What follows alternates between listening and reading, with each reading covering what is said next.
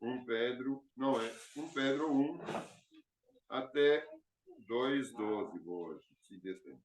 Mas a gente vai fazer o próximo culto o resto. A carta de Pedro, na verdade, você vê como é. A todas as músicas, as canções que a gente cantou de manhã, elas contiveram passagem dessa carta mesmo. Vocês vão ver, vocês vão se lembrando que a gente cantou, são trechos do que eu vou ministrar hoje, dessa carta aqui de Pedro. Essa carta de Pedro, ela é, na verdade, uma carta de instruções para uma vida santa, hein? Que a gente estava conversando logo antes, que é necessária para a gente receber e usufruir do poder, da autoridade do Espírito Santo.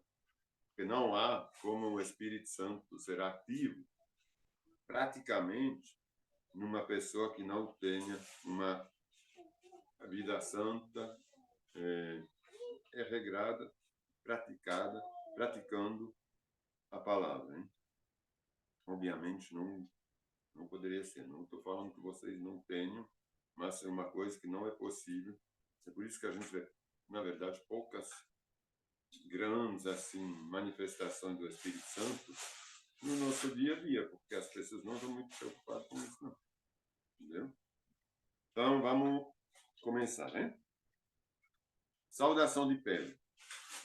Eu, Pedro, apóstolo de Jesus Cristo, escrevo essa carta aos escolhidos que vivem como estrangeiros nas províncias de Ponto, Galácia, Capadócia, Ásia e Bitínia. Deus, o Pai, os conhecia de antemão e os escolheu, e o Espírito os santificou para a obediência, a purificação pelo sangue de Jesus Cristo. Que vocês tenham cada vez mais graça e paz. Vou desenvolver um pouco, porque isso tem gente que pega esses versículos, entre outros, para falar de predestinação, hein? Porque está escrito Deus escolheu, mas ele nunca está escrito que ele nos predestinou. Ele está falando que a gente ele está escrevendo essa carta aos escolhidos. Então, que já estão sendo praticando, que vivem enquanto estrangeiros, porque a gente é estrangeiros nessa terra, não é? A gente não faz parte do povo mais dessa terra. A gente é estrangeiro. Aqui são essas províncias que pertencem hoje na Turquia. Uma região muito grande, são 4, 5 províncias, aqui 4, né? Não são 5. É uma região muito grande para a qual ele está escrevendo. E a gente viu em Gálatas, da outra vez, os Gálatas, que essas províncias, eles eram de verdade também tomadas por estrangeiros, no sentido que elas foram conquistadas, a Galácia, por exemplo, pelos gauleses, franceses e outros povos da Europa. Hein?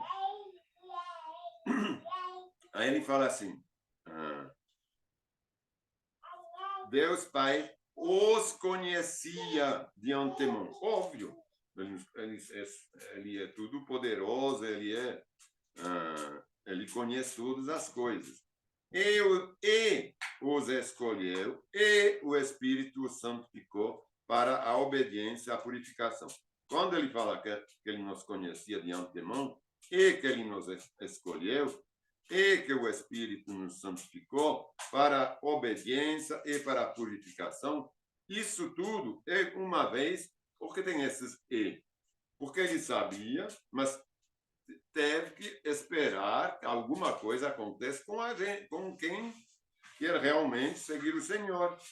Aí, de antemão, e os escolheu, por quê? Porque depois obedecer, e o Espírito, então, os santificou para, então, a obediência, a purificação.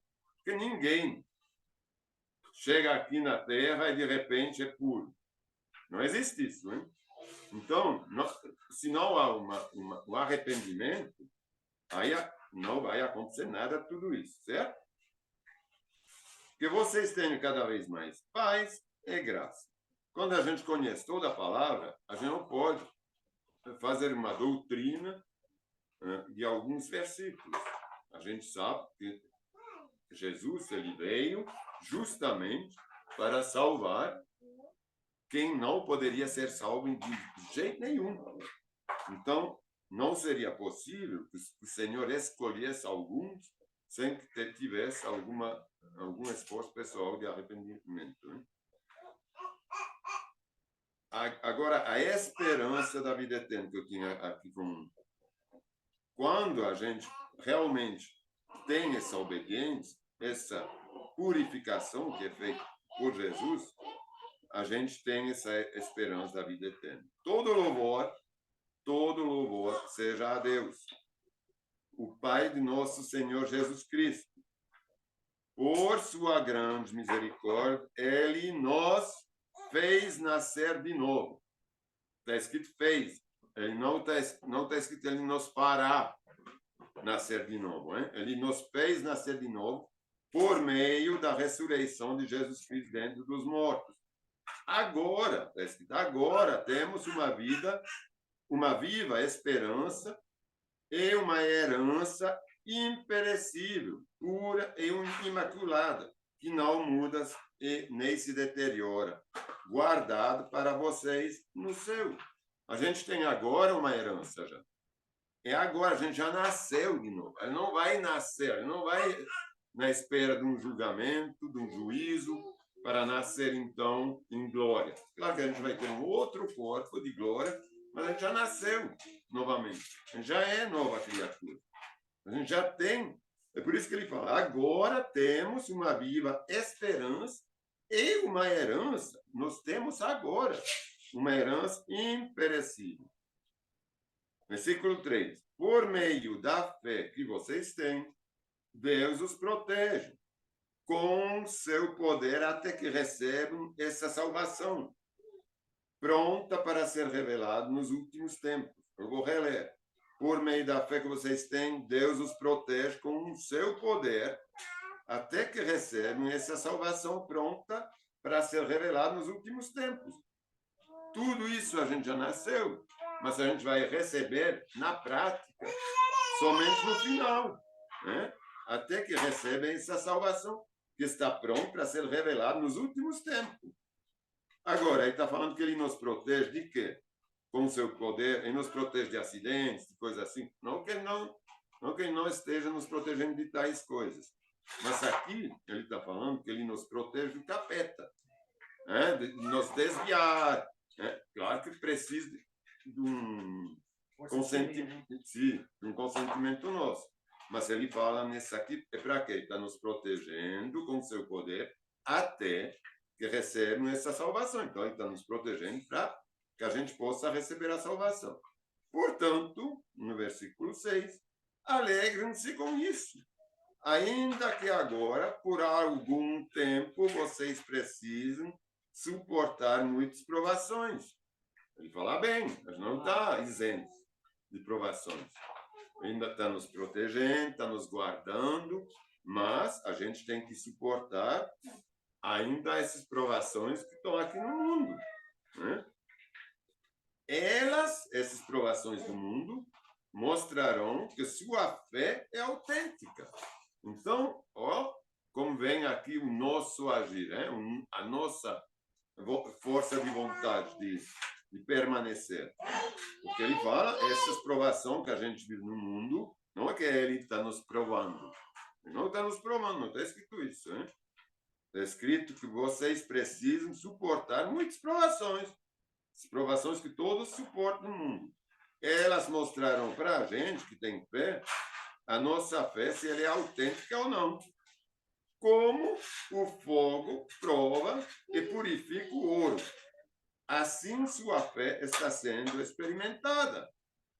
E ela é muito mais preciosa que o simples ouro. Você vê como a fé, ele vê a fé muito mais preciosa que o ouro. Para a gente, o ouro seria mais precioso. Né? Não, o ouro não vale nada. Ele é muito mais, não que ele não vale nada, mas ele é muito mais precioso que o ouro. Isso resultará em louvor glória e honra no dia em que Jesus Cristo for revelado. Vai ter louvor, glória e honra para a gente. Não é? O dia que Cristo for revelado, no fim dos tempos. Como está escrito logo antes. Embora nunca o tenham visto, vocês o amem.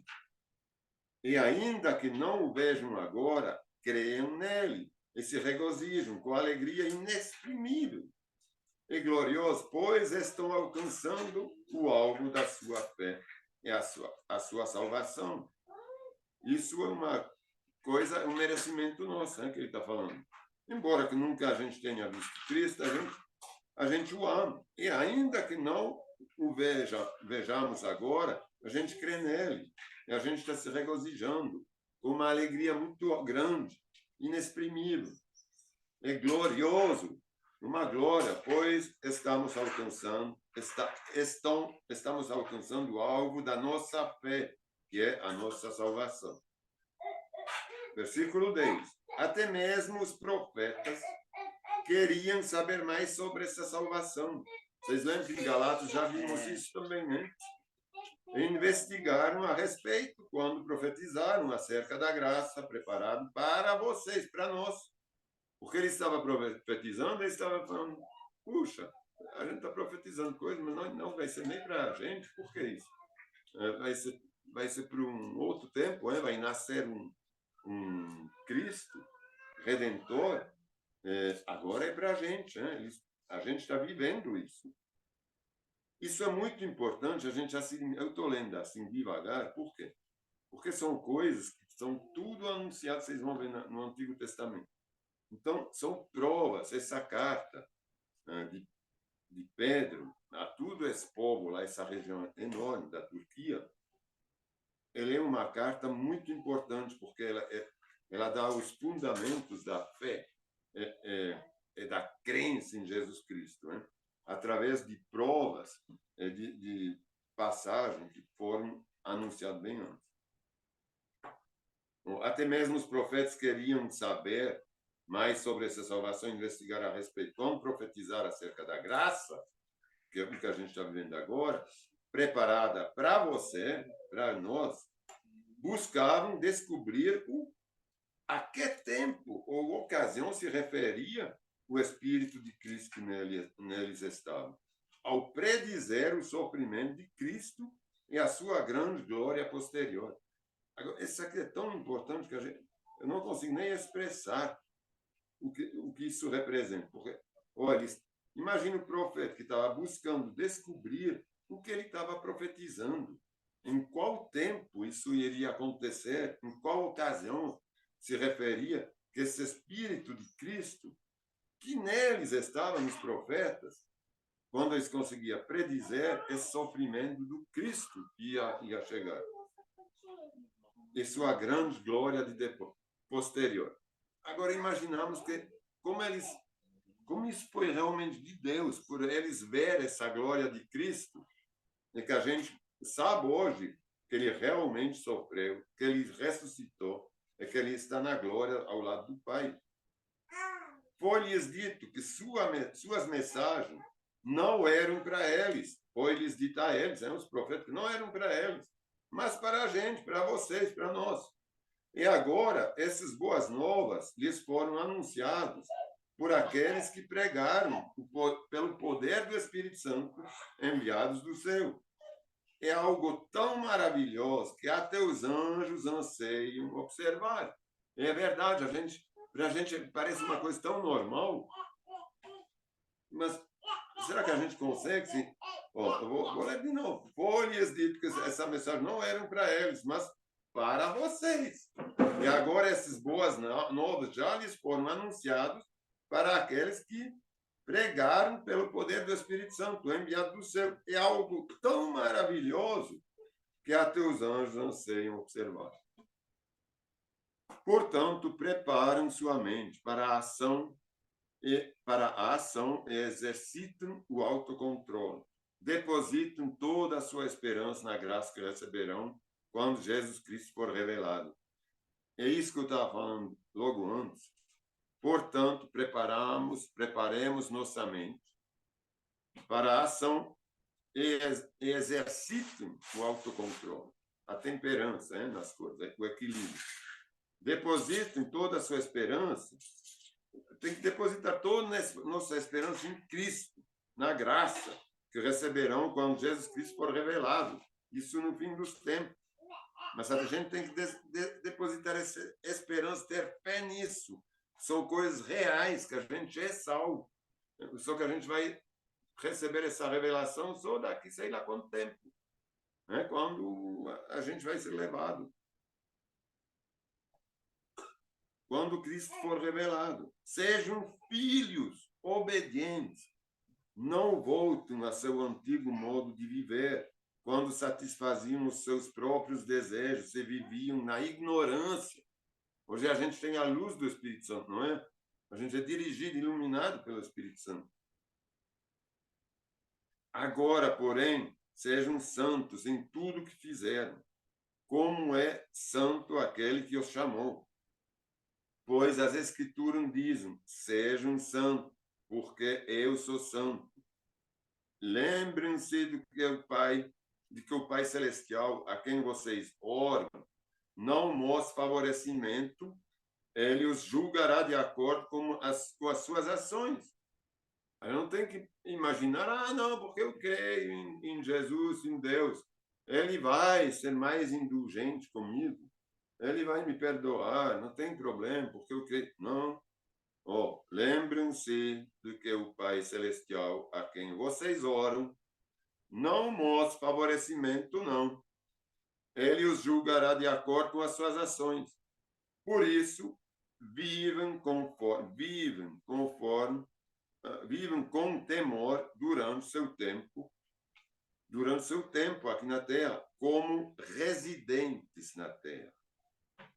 Pois vocês sabem que o resgate para salvá-los do estilo de vida vazio que herderam de seus antepassados não foi pago com simples ouro, como a gente viu, ou prata, que perdem seu valor, mas com o sangue precioso de Cristo, o Cordeiro de Deus, sem pecado nem mancha.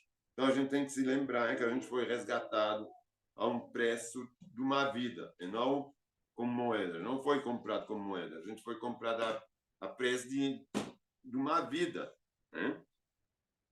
Mas com o sangue precioso de Cristo. Ele foi escolhido antes da criação do mundo, mas agora, nesses últimos tempos, foi revelado por causa de vocês. Quando ele escreve por causa, é para vocês, não é para nós.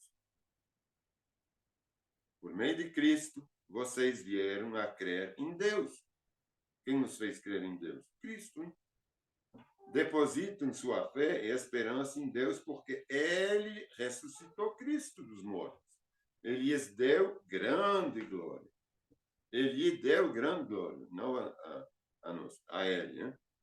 Vou reler. Por meio de Cristo, vocês vieram a crer em Deus. Depositem sua fé e esperança em Deus, porque ele ressuscitou Cristo dos mortos e lhe deu grande glória. Uma vez que vocês foram purificados de seus pecados, quando obedeceram, não por nada, quando obedeceram, né? Não é quando a gente foi uma vez escolhido antes de nascer. É porque a gente obedeceu.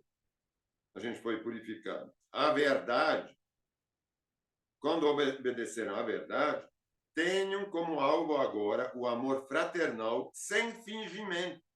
Isso eu sempre digo, é uma prova do nosso amor a Cristo, a Deus, é a manifestação do nosso amor fraternal, não é? Me fala aqui, como alvo agora, o amor fraternal sem fingimento. Amem uns aos outros, amem, não talvez, amem uns aos outros sinceramente, de todo o coração, de todo, não um pouquinho, de todo o coração. Pois vocês nasceram ao passado de novo, não para uma vida que pode ser destruída, mas para uma vida que durará para sempre. A gente já está na eternidade. A gente não consegue muito imaginar isso, mas a gente já está vivendo na eternidade. Não é uma coisa que vai ainda acontecer. A gente já faz parte da eternidade. A gente nunca mais vai morrer. Vocês nasceram para uma vida que durará para sempre, porque vem da eterna e viva palavra de Deus. Pois os seres humanos são como capim. Sua beleza é como as flores do campo. O capim seca e as flores murcham. Mas a palavra do Senhor permanece para sempre. Por isso que a gente tem que se agarrar nessa palavra. Como ele acabou de falar no versículo anterior. Porque vem da eterna e viva palavra de Deus. Pois os seres humanos são como capim. E essa palavra é a mensagem das boas novas que lhes foi anunciada. A palavra é essa que é a mensagem de boas novas, não há outra coisa que a palavra. Não é a mensagem de alguém. Não é a pregação de fulano, de ciclano, não é um padre, um guru, um líder. É a palavra. Está escrito. E essa palavra é. Eu entornei aqui o não está ou será. Essa palavra é a mensagem das boas novas que lhe foi anunciada. Portanto, livrem-se de toda maldade, de todo engano, de toda hipocrisia, toda inveja e todo tipo de difamação. Como bebês recém-nascidos, desejam intensamente o puro leite espiritual, para que, por meio dele, cresçam e experimentem plenamente a salvação, agora que provaram da bondade do Senhor. A gente provou já, hein? Da bondade do Senhor. Vocês lembram quando vocês se converteram, quando vocês eram recém-nascidos, hein?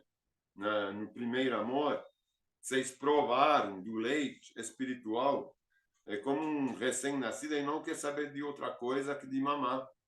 Ele só quer saber do leite espiritual. Então ele fala, na página anterior, como bebês recém-nascidos desejam intensamente o puro leite espiritual. E não essas coisas inventadas humanas, né? Porque se você faz isso, Deus fará isso. Não, é a palavra. O puro leite é a palavra, né? Vocês têm se aproximado de Jesus, a pedra viva. Quem é a pedra viva? Aqui está escrito de Cristo, eu falei de Jesus. Vocês têm se aproximado de Cristo, a pedra viva. É Cristo, hein? Jesus Cristo. Não é Pedro que escreveu essa carta.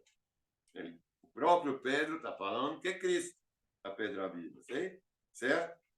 Vocês têm se aproximado de Cristo, a pedra viva. As pessoas o rejeitaram, mas Deus o escolheu para lhe conceder grande honra. E vocês também são pedras vivas. Não somente o Pedro, não somente a Cristo. Nós também agora somos pedras vivas. Por quê? Porque temos o Espírito Santo, com as quais um templo espiritual é edificado. Nós somos o templo espiritual. Nós somos a igreja, o corpo de Cristo. Não há outro templo, não há edificação de pedra. Somos nós, onde que estivermos. Toda a igreja no mundo inteiro de Cristo é o templo espiritual. Não existe coisa construída. Isso não tem na palavra. Não há templo de pedra. O templo somos nós. Por isso que Pedro, como falam algumas religiões, não pode ser a pedra sobre o qual a igreja foi. Não é isso. Nós somos as pedras vivas. Todos nós. As pessoas o rejeitaram, mas Deus o escolheu para lhes conceder grande honra. E vocês também são pedras vivas, com as quais um templo espiritual é edificado. Além disso, são os sacerdotes santos. Quem são os sacerdotes, os pastores, os padres? Somos nós. Nós temos o Espírito Santo. Agora, uns têm uns dons específicos, mas não há pessoa escolhida para ser melhor que a outra, para ser para ter algum conhecimento maior. Deus, está escrito em Coríntios, o Espírito Santo, ele dá um pouco a todos. Ele só dá em parte, está escrito, eu dou em parte a cada um, para que a gente possa juntar as partes, é que aí dê uma coisa inteira. Aqui. São sacerdotes santos, por meio de Jesus Cristo, oferecem sacrifícios espirituais que agradam a Deus. Não adianta fazer 50, 300 quilômetros para fazer um sacrifício para ele até um certo templo de pedra, para que alguma coisa seja atendida por Deus. Isso não existe. Por meio de Jesus Cristo, oferecem sacrifícios espirituais que agradam a Deus. Como dizem as Escrituras. Como dizem as Escrituras no Antigo Testamento. Ponho em Sião uma pedra angular, que é Jesus, né? Escolhido para grande honra. Quem confiar nela jamais será envergonhado. Vamos ver quem falou isso, porque assim a gente vê como a palavra é certa. Vamos ver em Isaías 28, 16, porque lá está bem mais detalhada ainda. Isaías, capítulo 28, versículo 16. Vamos ler lá.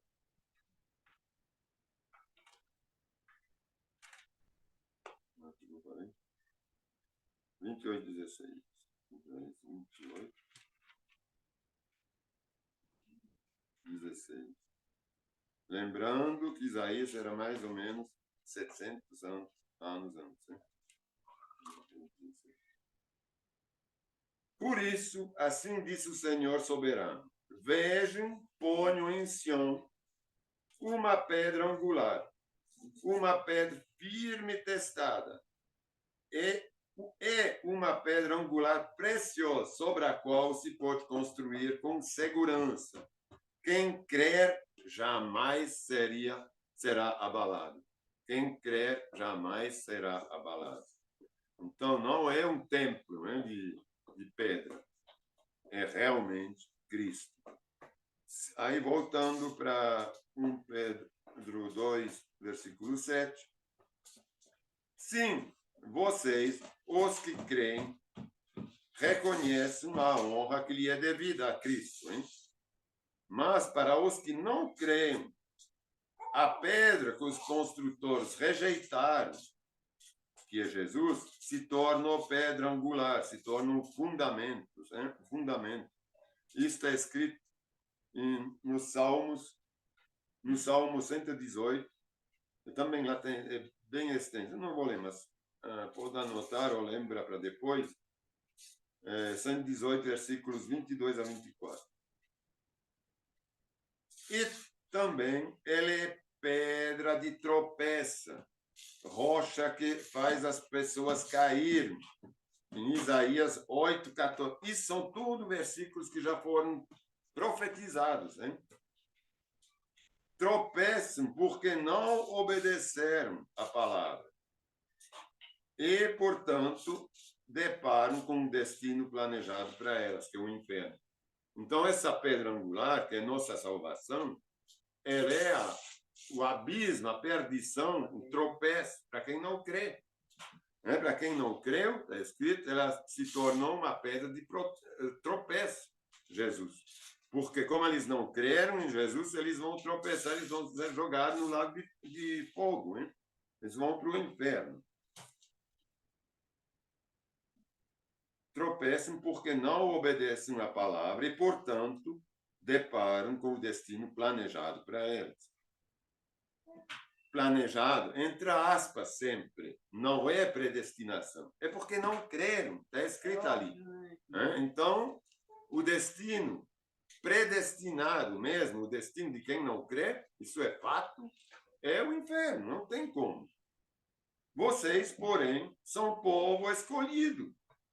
Reino de sacerdotes, ou sacerdotes reais, em outras traduções. Nação santa, propriedade exclusiva de Deus. Nação, a gente virou uma nação, não é um indivíduo santo. A gente é a nação santa, o corpo, a igreja de Cristo. Cristo, ele nunca vê uma pessoa. Essa pessoa ele vê dentro da igreja. Ele vê essa pessoa igual a todos os outros que também são salvos. Não há uma bênção especial para uma pessoa dentro do corpo de Cristo. A bênção especial para a igreja dele, para o corpo de Cristo, para a nação santa, para a propriedade exclusiva de Deus. Assim vocês podem mostrar às pessoas como é admirável aquele que os chamou das trevas para a sua maravilhosa luz. Antes, vocês não tinham identidade como povo, como nação santa. A gente era perdido, isolado, lá no meio de tudo a coisa igual que o mundo. Hoje, não. A gente tem ainda identidade, a gente faz parte.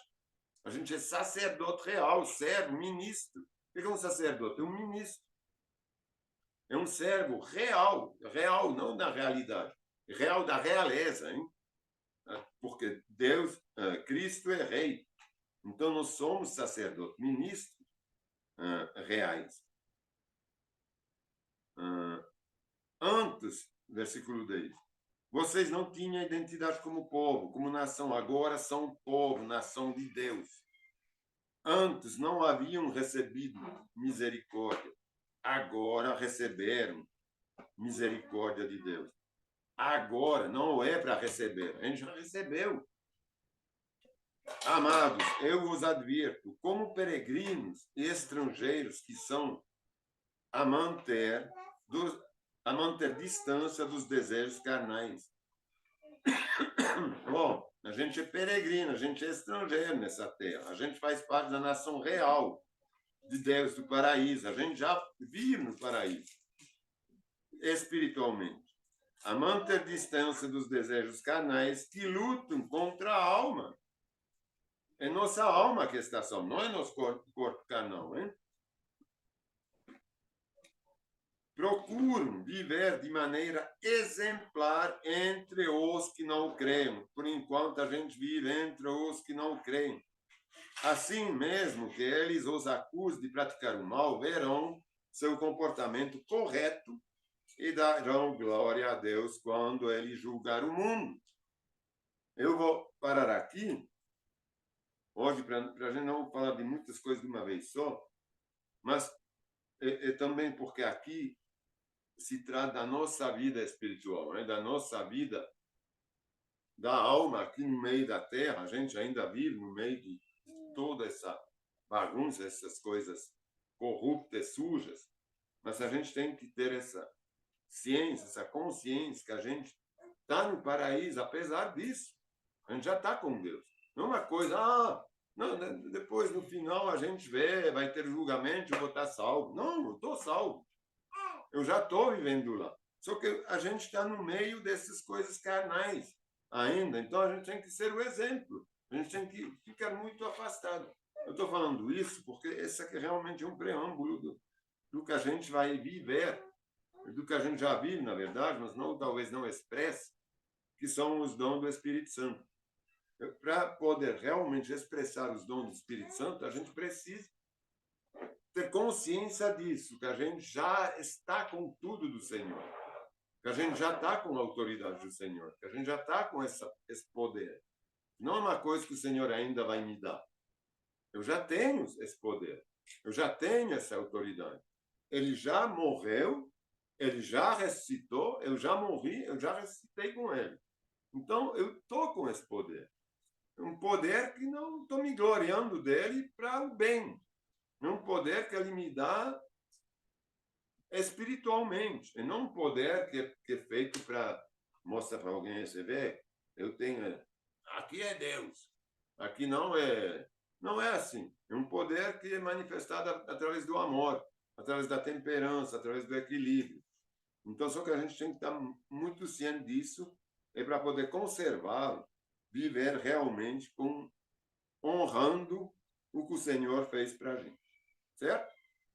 Então, te dou graças, Senhor, para essa palavra, para esse preâmbulo, Senhor, do que você está preparando para a gente nessa prática dos teus dons, Senhor, que a gente já adquiriu